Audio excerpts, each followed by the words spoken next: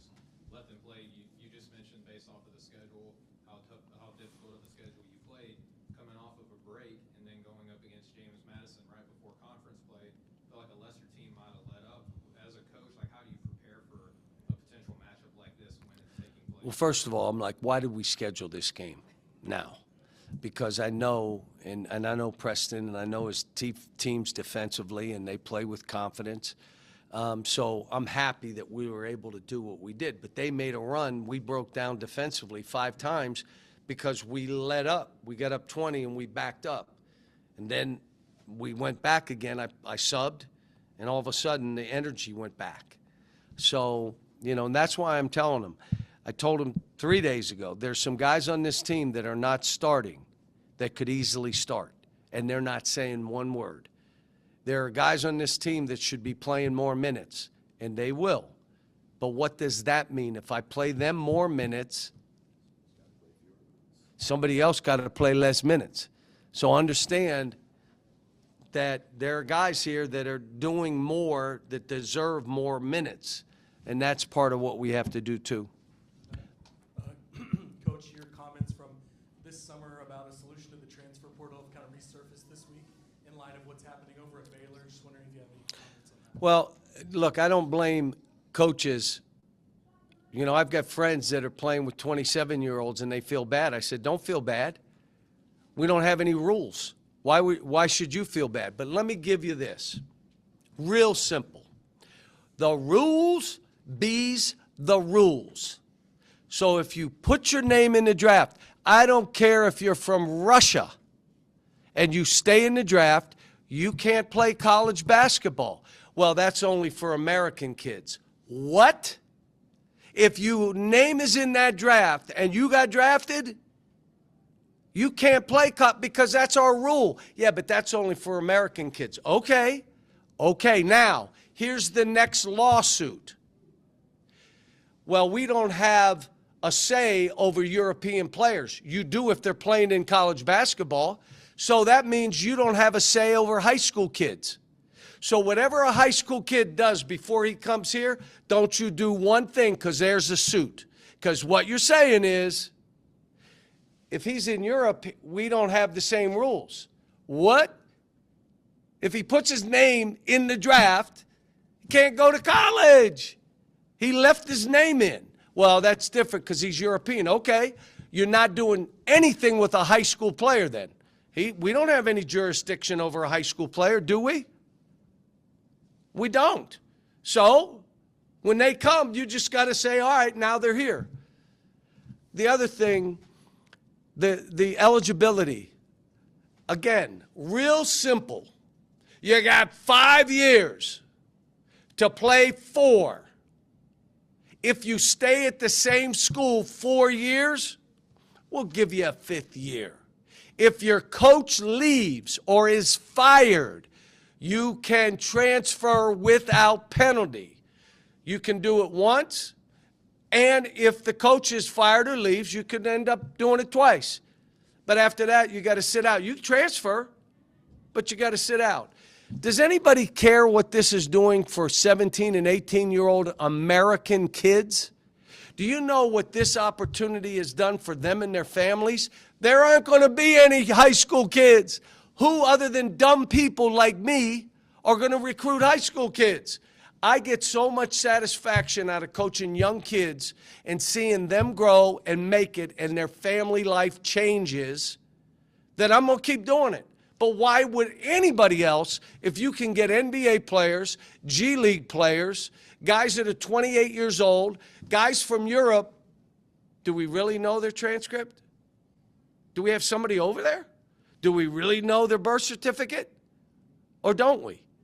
And then, yeah, just there's no, look, Tommy Izzo, Mark Few, there are a bunch of us that are just, we got no rules. Why did they let that kid play? Tell us all. Here's what the reason. Then we'll all go get pros. We'll go find them. Here's my second thing. You ready? No one listens to me. I told you. My wife, I talked to her. She's not even listening. She got ear things in, and I didn't know. I'm talking to her. You ready? Mid-season. unless you're in the school. This is an easy rule. We can do this, NCAA. Don't tell me about lawsuits. If you join a program at midseason, you cannot play that season. If you're in school and have to get yourself eligible, that's okay. You can play the second term without playing the first. What? So now, let me ask you this. What does that do for the kids in the program that you're bringing kids in at midseason when it was their opportunity? I mean, I just don't get any of this. And again, Tommy, Mark Few, myself, we got my son, their sons are in this. I just want to help it before I'm out for my kid. I'm very selfish.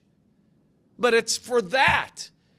But this stuff here, I just gave you what we could do. I'm going to give you one other. The collectives on our campuses, whether you're doing it through your media people, whatever, cannot be involved in recruiting in any way or transfers. But if a kid's on your campus for a year, give them what you want to stay. So we'll get more kids staying. How about this? It'll be great for them academically. They'll probably make more money, but they'll be academic. We're not going to have kids leaving after transferring 4 times. What's the percentage of kids that make the NBA? Unless you play for me. What would be the percentage? Like it's like 1% or less? That means 99% of the college players that are getting money, it's fugazi. Fugazi. Because they're getting 400, 500, 800, a million, and they're not pros. So now they have to go get a job after 4 stops. No college degree. No loyalty from the state or the program or anybody. You were a mercenary. Okay. Now you got to go get a job. I don't care what a kid makes. It doesn't. But I do care what we're doing to young people. If all these kids could make $4 million, I don't care. But what we're doing by letting them have transfer at will. Transfer once. Coach leaves. You can go twice without penalty. But other than that, you got to sit out. Because now you get 3 years at one school, you're going to get a college degree. You can't be 30.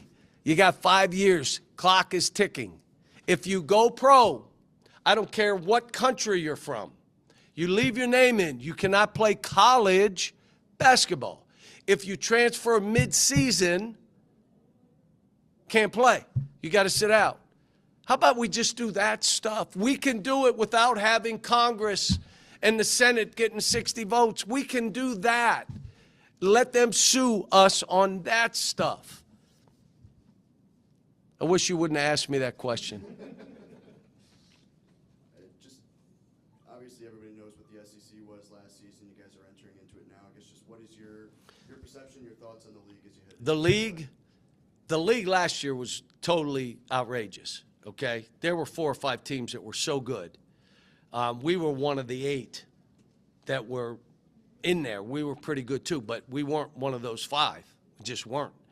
Now you got about 8 or 9 that are all within 3 or 4 points of each other. And they're good. They're just not the 5 of last year. But they're all within. So you're going to walk in, every game is a war. There's no, all right, we got this game. What? So how many games do we have? 18? I just know about the next one. 18. There are going to be 18 wars. I like the fact that we got 8 guys. Really, Isaiah gives us 9. So we may be able to withstand some error, some bad play. You know, it's hard if 3 of your top players play poorly. Like, I don't want to say no-show. What's another word? But, huh? Like maybe ghost or whatever? Yeah, they ghosted. So if you have 3 out of your best 5 or 6, you're not going to win in this league. So everybody, they don't have to play great, but you got to show. You got to post. And then you got to battle. Doesn't mean you're making every shot, doesn't mean you won't turn, but you're fighting and you know they know you played in that game. So we got work to do. League is going to be good again. My guess is, how many we get in last year? 14. I'm not sure it'll be 14, but I bet you it's 12.